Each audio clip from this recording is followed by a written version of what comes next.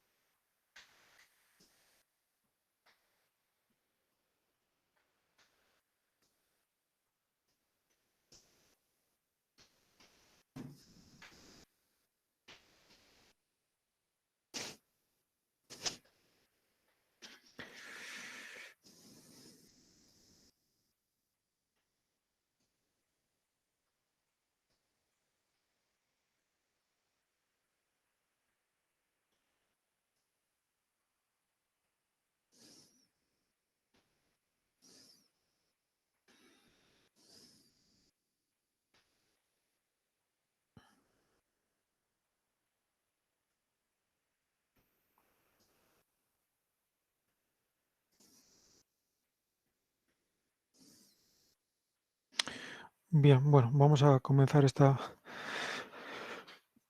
primer bloque de la materia de herramientas informáticas. Si hay algún problema de audio o de vídeo, de conexión, me lo dicen o escriben algo en el chat para que yo lo pueda ver.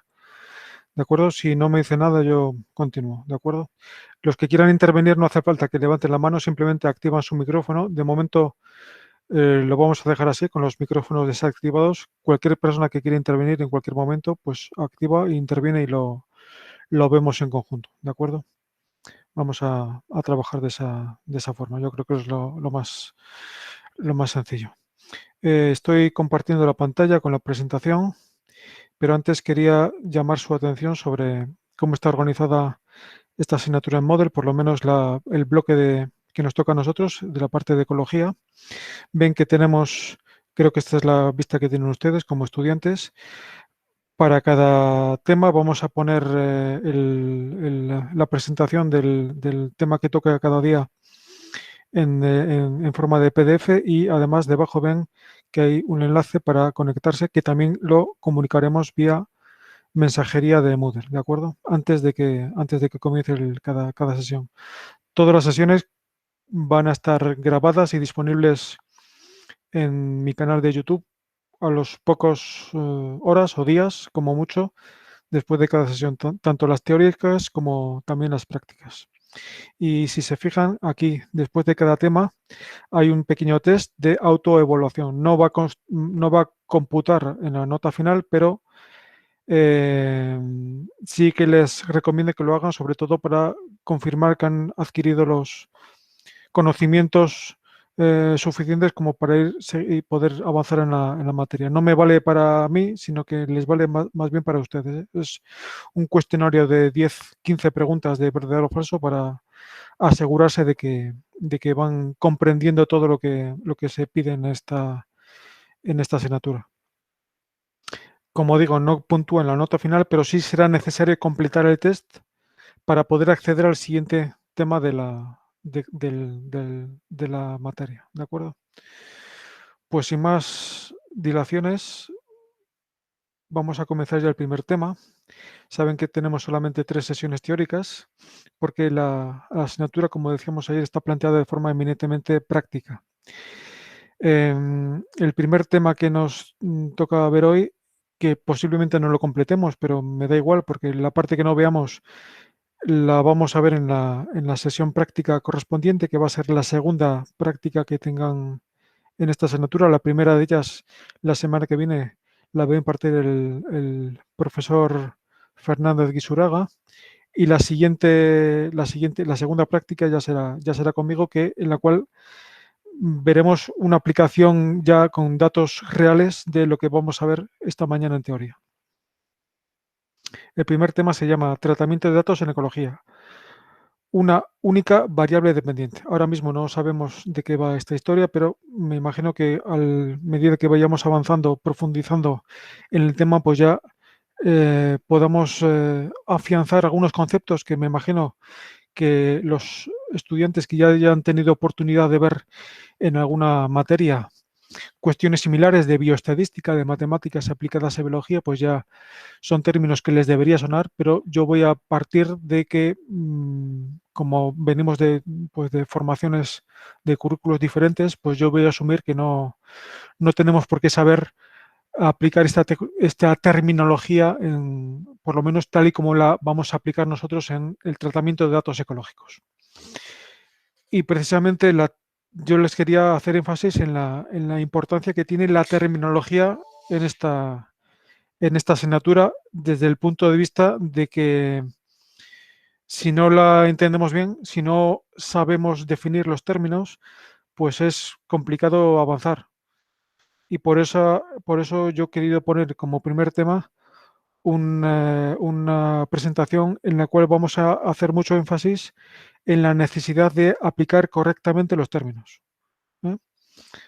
Decían los antiguos, los escolásticos, que no se puede comenzar a tratar una cuestión sin definir los términos, ¿eh? Y eso es lo que pretendemos hacer en esta primera clase del bloque de ecología.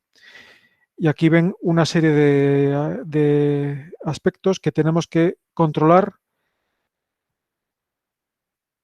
si queremos aprender a manejar datos ecológicos. Lo que vamos a ver a lo largo de este bloque, y esto es algo que también quiero que entiendan al principio, es no cómo tratar datos ecológicos, sino cómo tratar datos. Punto. Quiero decir que lo que vamos a ver no es cómo tratamos los ecólogos en ecología una hoja de datos, sino que cómo se tratan los datos en ciencia. Y lo que pasa es que la única particularidad que vamos a ver es cómo ejemplificamos el tratamiento de datos con datos ecológicos, pero quiero que sepan que lo que vamos a ver es cómo manejamos en ciencia el estudio de las relaciones entre variables, sean estas variables biológicas, ecológicas en nuestro caso, o no. A mí me da igual, una vez que he comprendido el uso de estas herramientas estadísticas, me da igual trabajar con datos ecológicos que con datos bioquímicos, que con datos antropológicos, que con datos enzimológicos, que con datos incluso de ingeniería.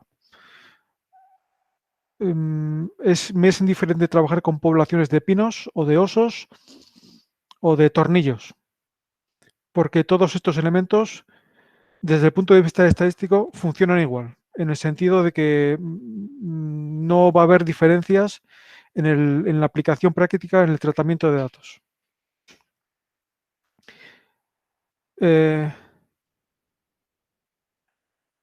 el desarrollo del método científico, lo primero que hace alguien que esté interesado en la naturaleza es intentar formular hipótesis acerca de las relaciones que existen entre variables. Las variables, la definición la veremos un poquito después, pero yo creo que es más didáctico empezar hablando de qué es un experimento. Un experimento es, digamos, el inicio, la primera fase que da comienzo a todo desarrollo, a todo el desarrollo del protocolo metodológico que tenemos que aprender a manejar en este campo concreto de la ciencia, que es la biología y más en particular la ecología, ¿no? Las ciencias ambientales. Una vez que hemos formulado una hipótesis acerca de un elemento de la realidad, en este caso de la naturaleza, ¿Cómo comprobamos esta hipótesis? Pues mediante la relación de un experimento. Un experimento, para aquellas personas que vengan más de la rama de la biología fundamental, les sonará como algo que el científico manipula de alguna forma en un laboratorio para tratar de comprobar o de contrastar una hipótesis, ¿no es eso? Para nosotros, en nuestro campo de actuación, la palabra experimento tiene un enfoque mucho más amplio. Un experimento, en sentido estricto, sí que sería una forma de manipular artificialmente la naturaleza para tratar de conseguir el efecto que nosotros queremos comprobar. Un experimentador en un laboratorio, pues, mezcla sustancias, ¿verdad? O cultiva unos organismos para, mediante manipulaciones, tratar de obtener artificialmente, entre comillas, aquel efecto que necesitamos medir para comprobar nuestra hipótesis. Eso sería un experimento en sentido estricto. En sentido amplio, podemos también considerar como experimento simplemente la acción de medir variables en la naturaleza, en el campo, en la realidad material tangible que nos rodea. El hecho simplemente de medir los valores que alcanza una variable ambiental en la naturaleza, en diferentes puntos de medición, por ejemplo, en diferentes muestras, en diferentes observaciones, sería también considerado para nosotros, para nuestro campo, como un experimento. En este caso hablaríamos más bien de un experimento simple de medición en el cual el experimentador no manipula la naturaleza, simplemente se limita a medir el resultado métrico de una serie de variables y por lo tanto estaríamos en un experimento de medición, en un experimento de manipulación, que es el concepto que más nos suena a nosotros como experimento propiamente dicho. En este caso sí que el experimentador, además de medir, se encarga de manipular, de forzar la respuesta de la naturaleza para intentar medir aquellas variables de interés, que sean de interés. Una vez que hemos entendido qué entendemos nosotros por experimento, esta distinción yo creo que es el fundamento del tema que vamos a ver hoy. Saber distinguir entre unidad experimental y unidad de muestreo. Si se dan cuenta, las mediciones, eso lo veremos después, haremos énfasis en ello un poquito más tarde, necesitamos medir cada variable de la naturaleza no una, sino varias veces, por las razones que vamos a explicar después. Las mediciones que nosotros hacemos en ecología, digamos, el campo de actuación inmediato en el cual nosotros hacemos la medición, por ejemplo, el número de pies de planta de una población de una vegetal por metro cuadrado. Ese metro cuadrado donde hacemos la medición, el número de especies, el número de individuos que hay en una comunidad, en una población, lo que se repite, las medidas que hacemos repetidas, lo vamos a llamar unidad de muestreo. Una unidad de muestreo sería, por lo tanto, la mínima unidad en la cual el experimentador realiza la medición, la medida de cada una de las variables que van a estar en juego en el estudio.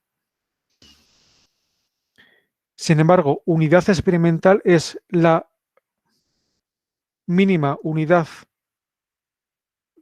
de la naturaleza del material experimental que puede recibir un tratamiento distinto del que recibe otra unidad experimental en el mismo estudio. Ahora ya sé que les parece un trabalenguas, pero vamos a ver la diferencia, que esta es una diferencia fundamental entre unidad experimental y unidad de muestreo. ¿De acuerdo? Son las unidades experimentales las que contienen varias unidades de muestreo, no viceversa. Si tuviéramos que hacer una escala de tamaños, lo primero que define un experimentador cuál es mi unidad experimental. En qué unidades experimentales trabajamos en un experimento en concreto, en un estudio en concreto. Las distintas medidas que yo hago de la misma variable dentro de cada unidad experimental, las realizo en unidades de muestreo más o menos independientes dentro de cada gran unidad experimental. ¿De acuerdo?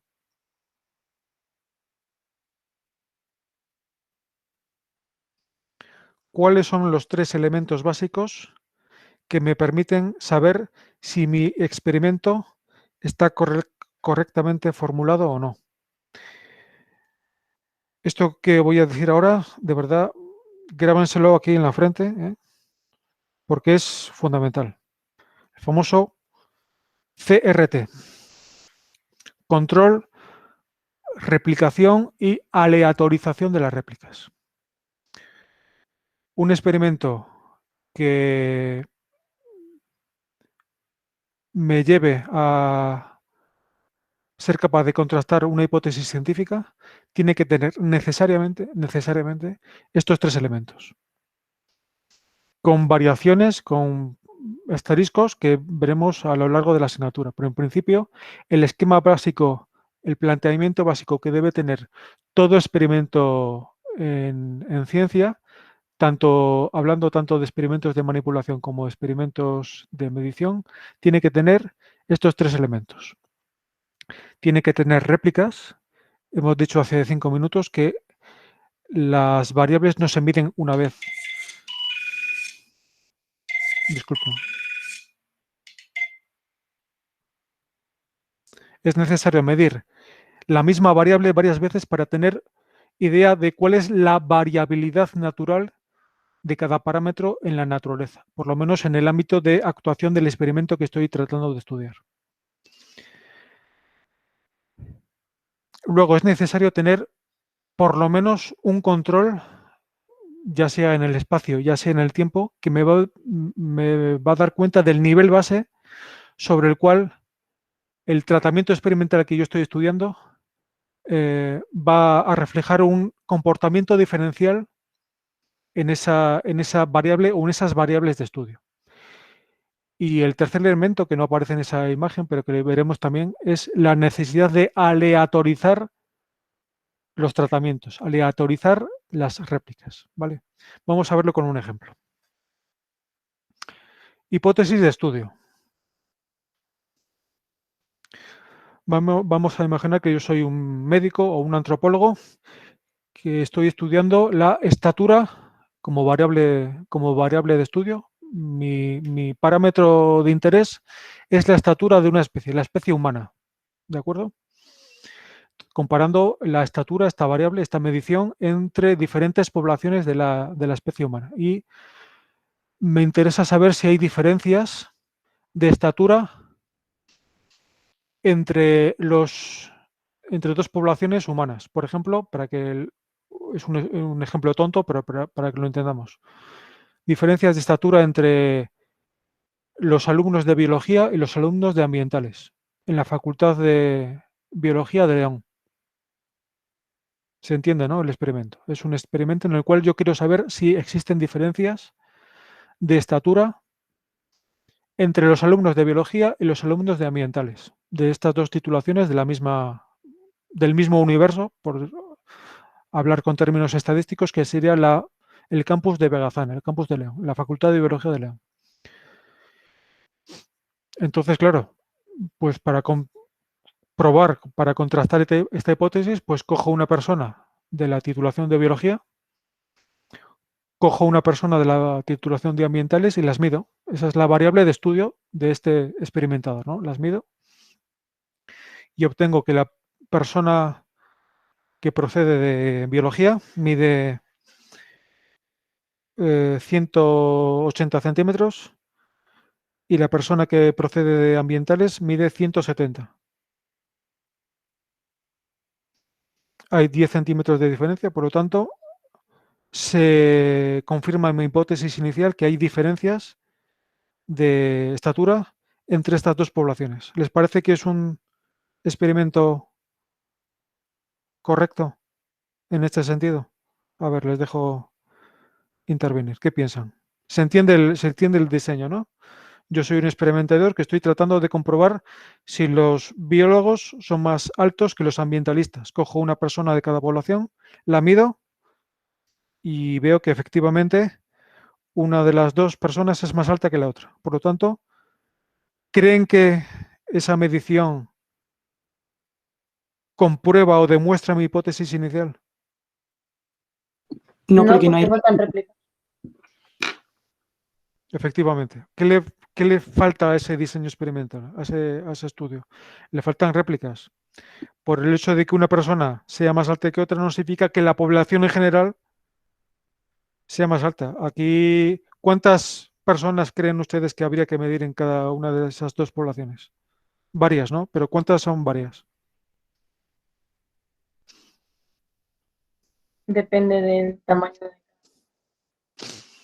Sí, claro, depende, depende, no, más que del tamaño, depende, como veremos en algún momento, depende de la variabilidad que haya intrínsecamente asociada a ese parámetro. Es decir, si es un parámetro que varía mucho, si es un parámetro que varía poco. Si cuanto menos variable sea esa medida, esa variable de estudio, tantas más mediciones habrá que hacer. ¿No? En contra de la creencia popular, que es cuanto más variable, no, es justo al contrario. Es cuanto menos variable, tantas más mediciones, tantas más personas habrá que medir para estar seguro de que si me aparecen diferencias, estas diferencias sean estadísticamente significativas comparando ambas poblaciones. Por lo tanto, queda claro que medir una única vez ese parámetro no es suficiente como para poder contrastar esta hipótesis. Es como si voy a comparar el pH, saben lo que es el pH, ¿no? La acidez de dos masas de agua, el pantano del Porma y el pantano de Riaño. El experimentador acude a esos dos sitios y hace la medición en esos dos sitios. Mete una máquina que se llama pHímetro, ¿verdad?, en el agua y obtiene en el embalse del Porma 7,3, en el embalse de Riaño 7,5. ¿Se puede concluir de ese estudio que el embalse del Porma es más ácido que el del Riaño? Pues evidentemente no, porque el hecho de que haya obtenido esa medición una única vez no significa que esa medida sea representativa de la población total de mediciones potenciales que puede hacer en esas dos masas de agua. Por lo tanto, el primer elemento que me asegura que mi hipótesis de trabajo sea contrastable, tanto en sentido afirmativo como negativo, es que yo necesito replicar las mediciones. Bien, pues aquí viene la parte importante de este punto del tema. Lo que yo necesito replicar no son las mediciones, no son las unidades de muestreo, sino que yo lo que necesito replicar son las unidades experimentales.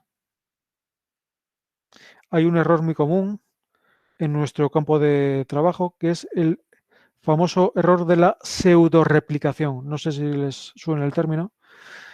Tenemos pseudoreplicación cuando lo que replicamos son las medidas y no las unidades experimentales. Eso lo vamos a ver también en su momento con una serie de ejemplos. Simplemente para no perder el hilo, vamos a seguir con los elementos básicos que debe reunir todo experimento, tanto experimentos de medición como experimentos de manipulación. La replicación lo tenemos claro, ¿no? La necesidad de tener varias mediciones para poder tener hipótesis que sean contrastables. Mínimo, decimos que el mínimo depende de la variabilidad natural de esa variable, pero ya les digo que por lo menos un mínimo de 3, no 2, no 2 medidas, sino mínimo de 3 réplicas por cada tratamiento experimental, por cada variable que estemos estudiando.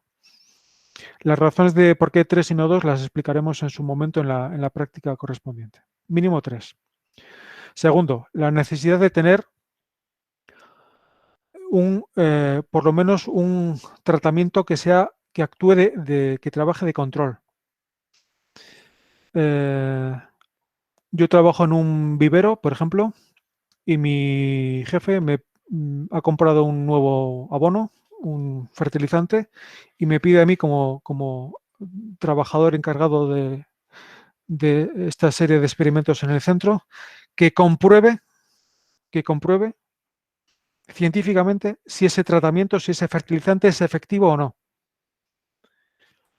Entonces, claro, lo que hago, como ya sé de antes, porque lo he deducido, que necesito réplicas, en vez de trabajar con una planta, con un pie de planta, con un tiesto, trabajo en vez de con un individuo, trabajo con varios. Como el mínimo es 3, pues para no trabajar demasiado, cojo 3 plantas, ¿verdad? Las agrego el fertilizante, ese nuevo abono experimental que estamos tratando, y veo si crecen o no en un tiempo prudencial. Por ejemplo, espero un mes o 3 semanas y compruebo si han crecido o no. ¿Cómo se comprueba? Por ejemplo, eh, midiendo el peso de la planta una vez que han transcurrido ese mes o esas 3 semanas para comprobar si efectivamente ha habido un crecimiento o no. ¿Les parece que es un diseño adecuado en ese caso también?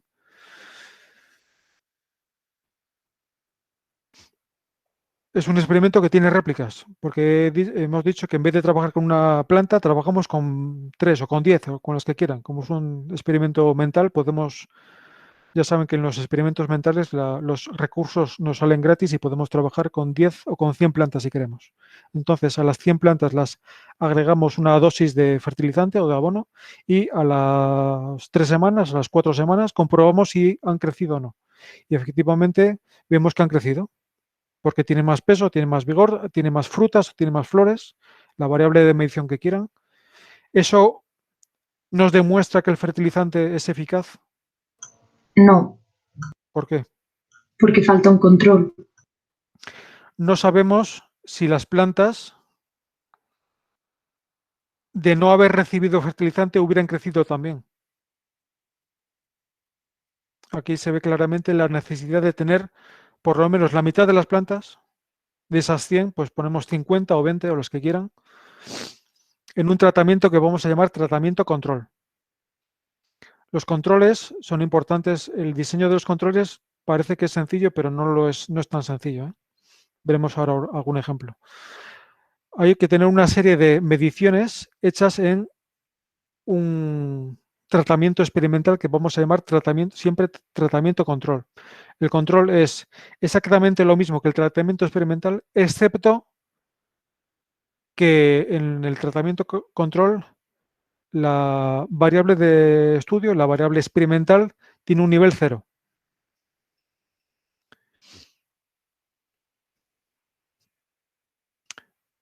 Medicina.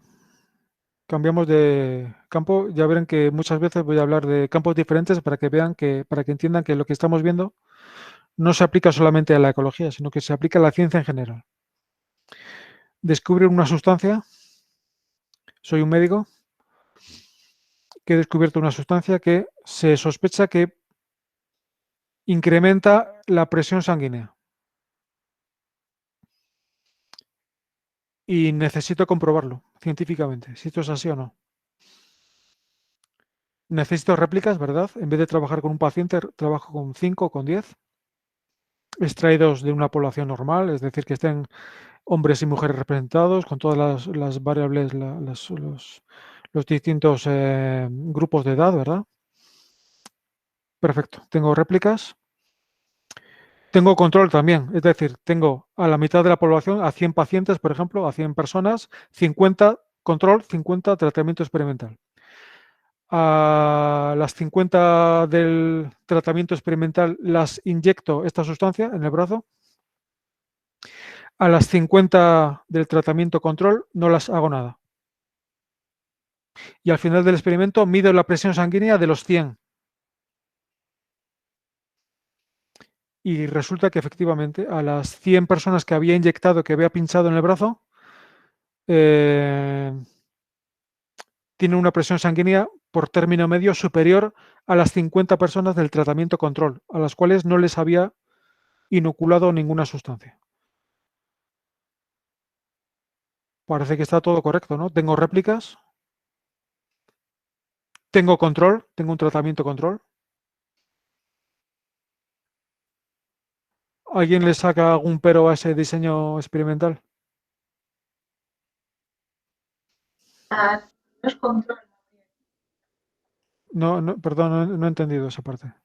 A las personas que funcionan como control, ¿no habría que inyectarles algo también, suero o algo? Correcto, ha dado usted en el clavo. ¿Qué pasa? ¿Qué sucede? Que el mero hecho de picar con una aguja a una persona ya le hace subir la presión sanguínea. Por lo tanto, tenemos un control, pero un control mal diseñado. La única diferencia que puede haber entre un control y un experimento, un tratamiento control y un tratamiento experimental, es la variable de estudio. No puede cambiar nada más. Si a las 50 personas en las que yo inoculo esta sustancia que sospecho que sube la presión sanguínea, si el tratamiento consiste en inyectar, a las otras 50 personas, a las control, les tengo que inyectar también. Aunque sea suero fisiológico, aunque sea exactamente lo mismo, pero solamente cambiando la variable de estudio. Es más, además, si se trata con experimentos, eso no entraremos en detalles, si se trata con experimentos humanos, hay que tener también en cuenta el factor placebo. Si la persona que está siendo tratada sabe que está siendo tratada, aparece ya hay un factor adicional que solo aparece en nuestra especie, que es que sabemos que estamos siendo tratados médicamente.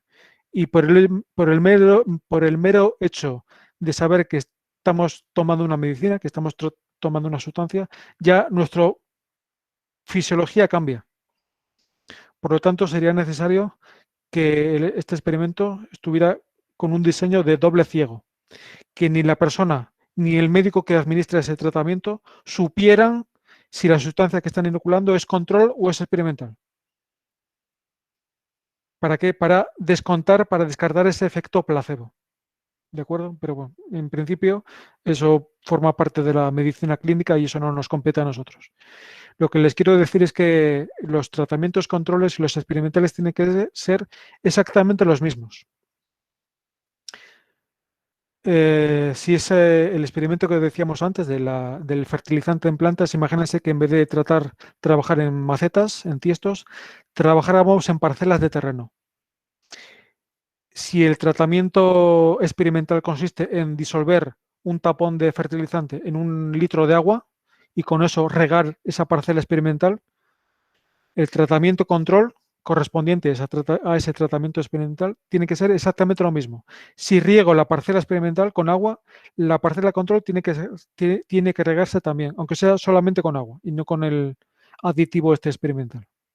¿Por qué? Porque si yo observo al final del estudio diferencias entre ambos tratamientos, tengo que estar seguro que esas diferencias se atribuyen a la adición de fertilizante, no a que una parcela la he regado y la otra no. ¿Se entiende esto, no? Y el tercer elemento que me va a decir si un experimento está correctamente diseñado o no es la necesidad de aleatorizar las réplicas.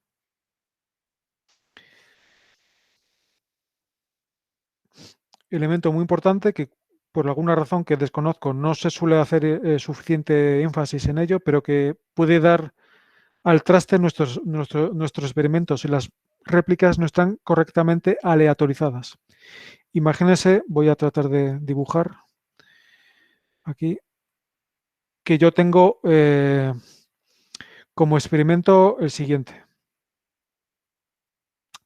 Esto es mi mesa de trabajo.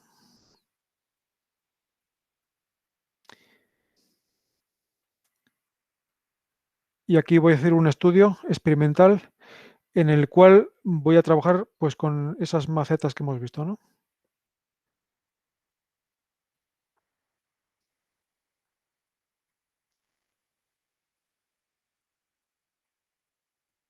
Estas 3 macetas van a ser mi tratamiento control y aquí en la otra parte de la mesa pongo mis réplicas del tratamiento experimental.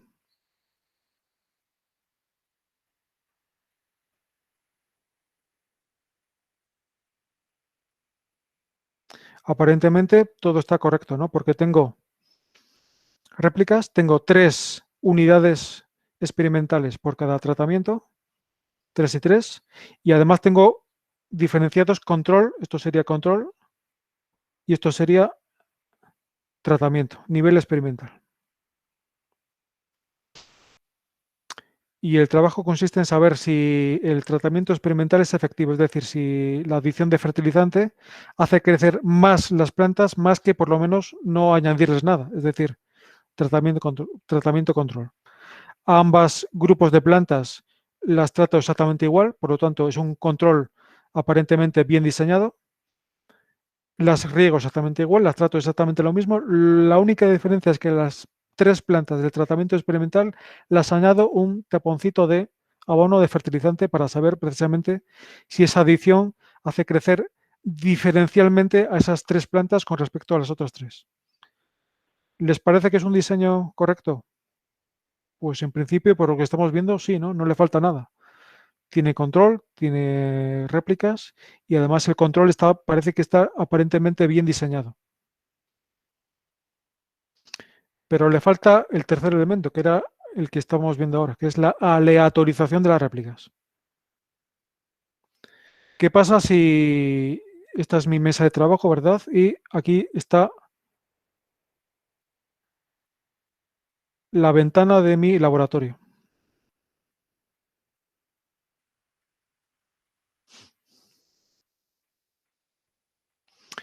De forma que a estas 3 plantas de aquí, a las plantas control, todas las mañanas reciben 3 horas más de insolación que a las macetas experimentales. Porque están más al este, están dispuestas de esa forma en mi laboratorio, en mi estudio, y da la casualidad de que estas plantas control reciben más luz que estas plantas experimentales. El experimento no sería válido porque las macetas control de las experimentales no están en las mismas condiciones, no están sometidas a las mismas condiciones. Yo creo que lo que dice nuestra compañera es evidente, ¿no? Otro factor que puede perturbar mi experimento. ¿Qué pasaría si un colega mío, que es un poquito despistado, deja aquí en esta parte de la mesa un botecito de formol, por ejemplo, o de alcohol? Que estas plantas, que es una sustancia muy volátil, como saben, estarían recibiendo una perturbación que estas otras plantas no reciben. Por lo tanto, si yo al final del experimento descubro que estas plantas han crecido más que estas, ¿cómo sé que ese crecimiento diferencial se debe a la adición de abono o que se debe a que estas plantas han recibido más luz que estas o que estas han recibido un tratamiento experimental sobrevenido que yo no pretendía, pero que por casualidad me ha aparecido en mi diseño del experimento? ¿Cómo sé que la diferencia que yo veo de crecimiento de plantas entre el nivel experimental y el nivel control se debe a mi factor de estudio o a cualquier otro factor aleatorio que ha perturbado el desarrollo normal de mi experimento? ¿Cómo lo puedo saber? Es imposible. Porque a este experimento le falta aleatorización. Un diseño correctamente aleatorizado hubiera sido uno en el cual la asignación del tratamiento a las unidades experimentales hubiera sido aleatorio, no predeterminado a priori antes de efectuar el estudio, sino completamente aleatorio. Por ejemplo, que esta planta, el hecho de que sea control experimental, lo decida aleatoriamente. ¿Y cómo hago esto? Pues lanzando una moneda. Si sale cara, le toca a esa maceta ser control. Si sale cruz, le toca experimental. De esta forma, la asignación como control experimental sería totalmente aleatoria para cada una de esas 6 unidades experimentales y ya cualquier perturbación azarosa de la naturaleza o del diseño de mi zona de trabajo estaría completamente neutralizada por el hecho de que esta es control, por ejemplo, esta es control, Esta es control. Esta es experimental. Porque así lo ha querido el azar.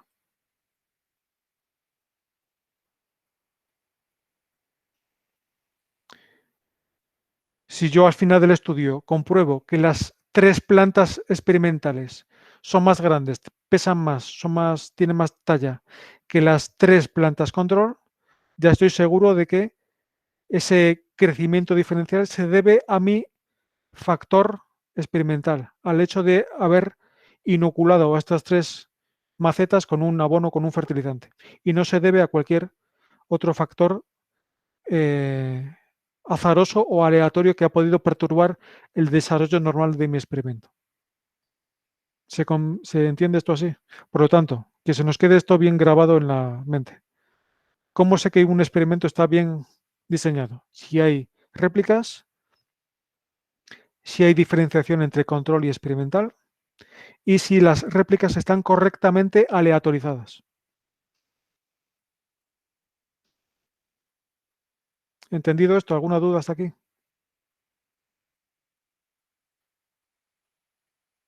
Bueno. Y vamos a ver por fin qué es esto de las variables, porque lo hemos estado utilizando a lo largo de toda la sesión, pero todavía no lo hemos definido. Se puede definir la actividad científica como tratar de encontrar relaciones entre variables. Las variables son aquellos aspectos de la naturaleza, de la realidad que me rodea, que yo puedo medir de alguna forma. Y medir también en sentido muy amplio, porque muchas veces el resultado de esa medición no es un número, sino que es una clasificación. Las variables no se reflejan necesariamente como entidades numéricas. Las variables que nosotros entendemos, el peso, la talla, la longitud, el tiempo, esas variables se expresan lógicamente con números, pero no necesariamente se expresan con números. Y a lo largo de la asignatura vamos a ver muchos ejemplos de variables que se expresan con palabras, con términos.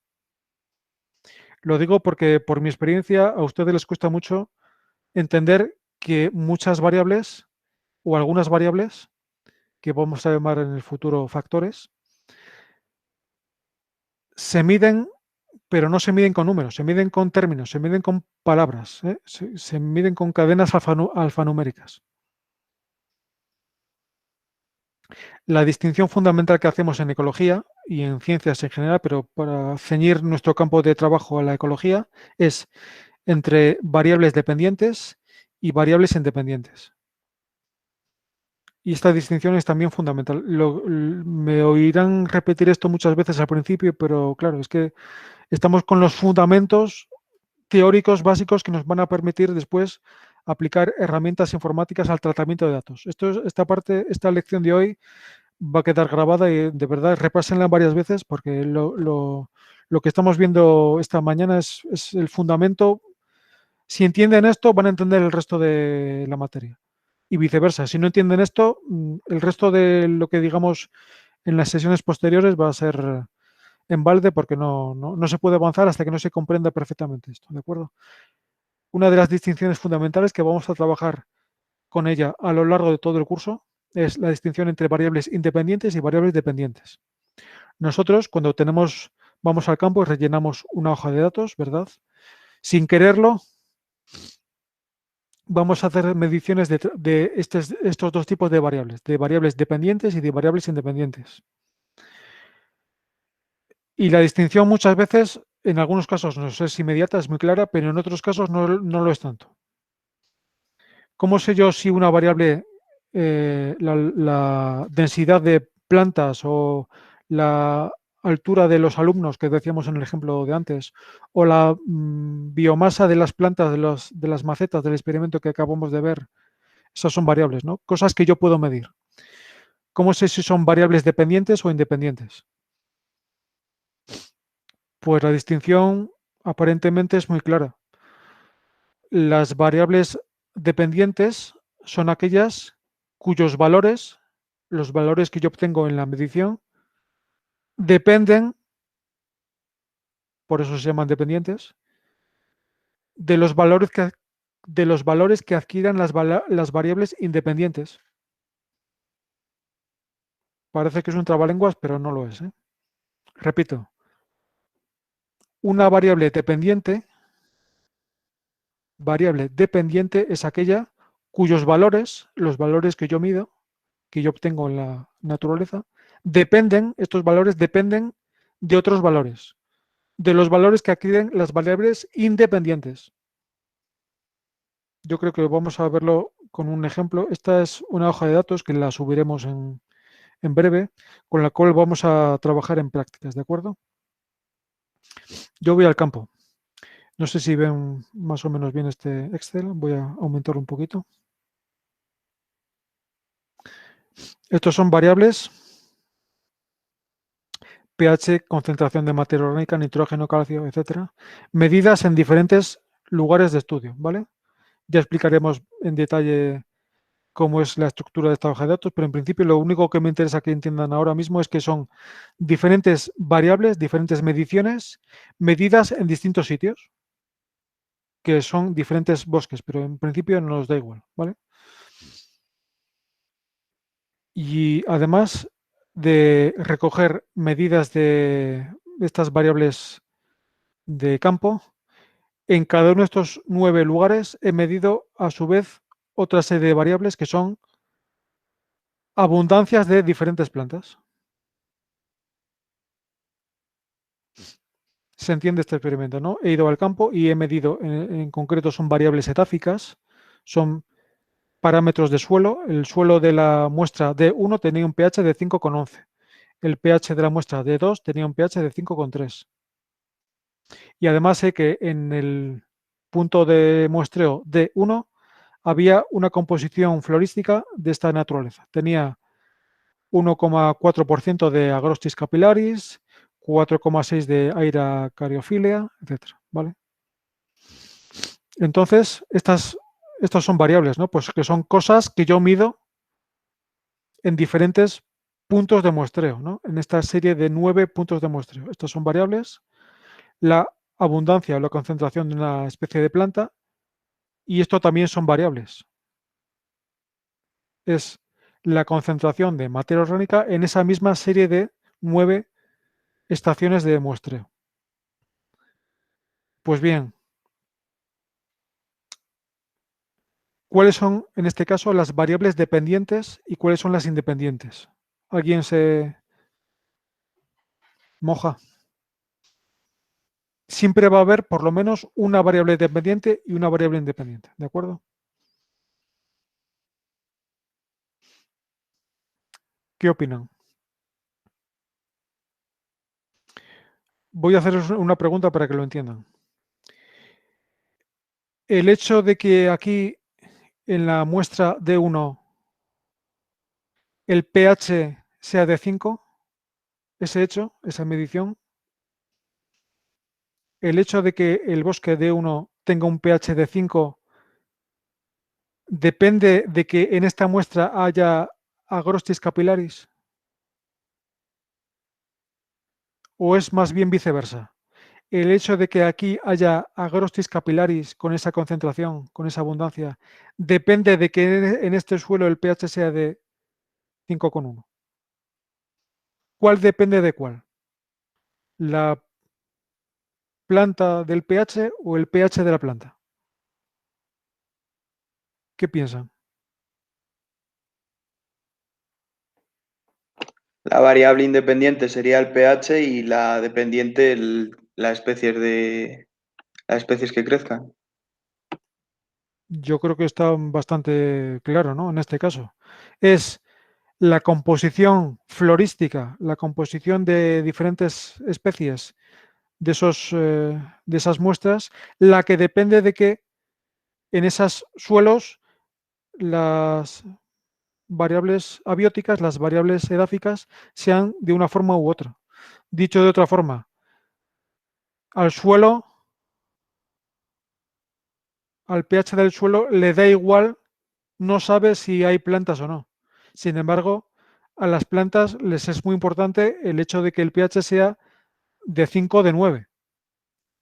En este caso, las variables independientes son las mediciones físico-químicas que yo hago en esos puntos de muestreo, y las variables dependientes serán las abundancias de las distintas especies de plantas que yo veo en ese caso concreto, en este experimento que estamos trabajando.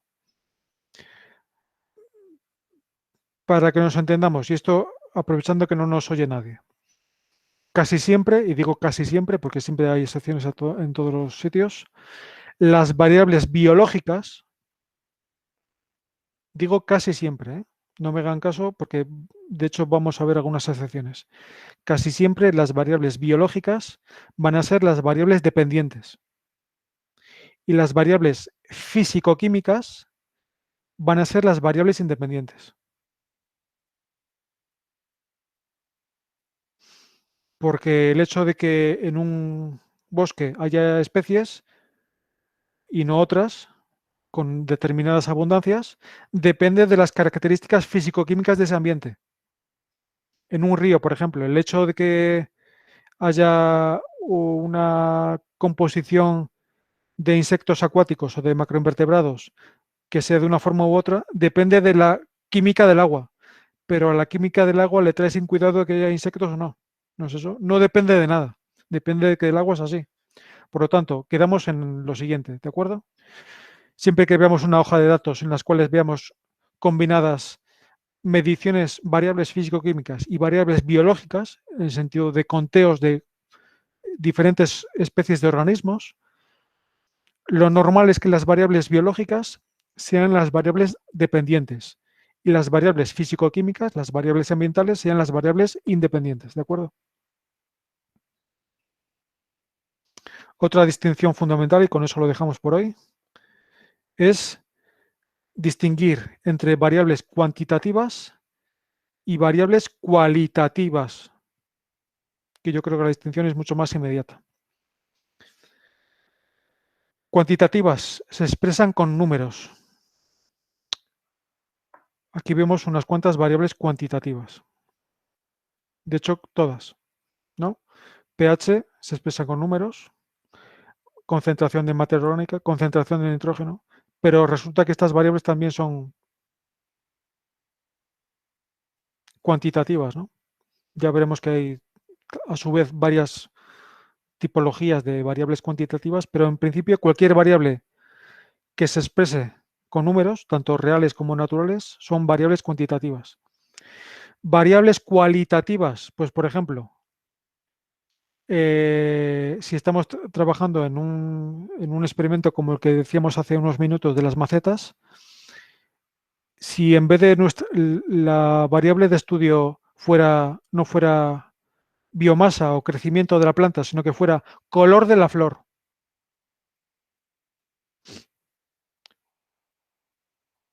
ese aspecto de la naturaleza, esa variable no se puede cuantificar, por lo menos en principio, ¿no? Porque el color de la flor o es rojo, o es rosa, o es blanco, o es amarillo. Si se dan cuenta, estoy utilizando palabras, estoy utilizando términos para dar cuenta de la medición, entre comillas, que he hecho de una variable, la variable color. La variable color, en este caso, sería una variable cualitativa, porque se expresa no con números, sino con palabras, en este caso.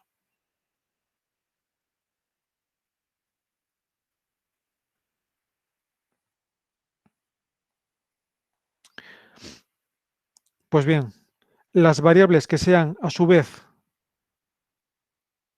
independientes y cualitativas, se pueden dar las 4 combinaciones. Una variable puede ser independiente cuantitativa, independiente cualitativa, dependiente cuantitativa. Se pueden dar las 4 combinaciones, ¿no? Porque una cosa, el hecho de que sea dependiente o independiente, en principio no tiene nada que ver con el hecho de que la variable sea cuanti o cualitativa, ¿no?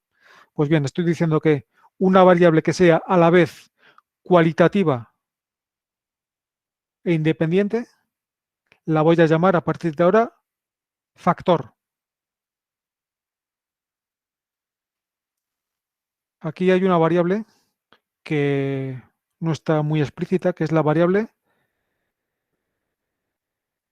ecosistema. Esta fila que ven aquí es también una variable, aunque no lo parezca. Lo digo y lo subrayo porque yo sé que esta parte les cuesta bastante. Esto que ven aquí, esta fila, la fila 6, es también una variable. Una variable, en este caso, cualitativa, porque como ven, sus distintos valores que adquiere esta variable no se expresan con números, como lo hace esta otra variable, sino que se expresan con palabras o con letras. Esto significa dehesas desbrozadas. Esta S significa dehesas sin uso. Esta P significa dehesas pastadas. ¿Vale? Son diferentes niveles que puede adquirir esa variable en distintos lugares de muestreo. La pregunta es, ¿los valores que adquieren esta fila, esta línea, varían? Es decir, a veces son S, a veces son P, a veces son D. Sí, ¿no? Pues si varía es una variable, por definición. Aunque sus valores no se expresen con números, como decíamos antes con el color, ¿no? El color no se puede cuantificar, por lo menos en principio. O es rojo, o es rosa, o es blanco. Pues bien, digo que las variables que sean independientes y cualitativas las voy a llamar factores. ¿De acuerdo? Y con eso, aunque no hemos completado el tema, ni muchísimo menos, pero más vale ir piano a piano que no intentar forzar la maquinaria. ¿De acuerdo? ¿Tienen alguna pregunta, alguna cuestión sobre esto que hemos visto? Vamos a insistir mucho más a lo largo tanto en teoría como en práctica, pero vamos, prefiero dar poco y que lo poco que demos quede bien asentado que no viceversa. ¿Tienen alguna pregunta, cuestión adicional? Pues si no tienen más, no quieren intervenir, pues ya esta sesión va a quedar disponible en vídeo en breve y nada, pues nos vemos en la siguiente sesión, ¿de acuerdo? Pues nada, lo dejamos ahí.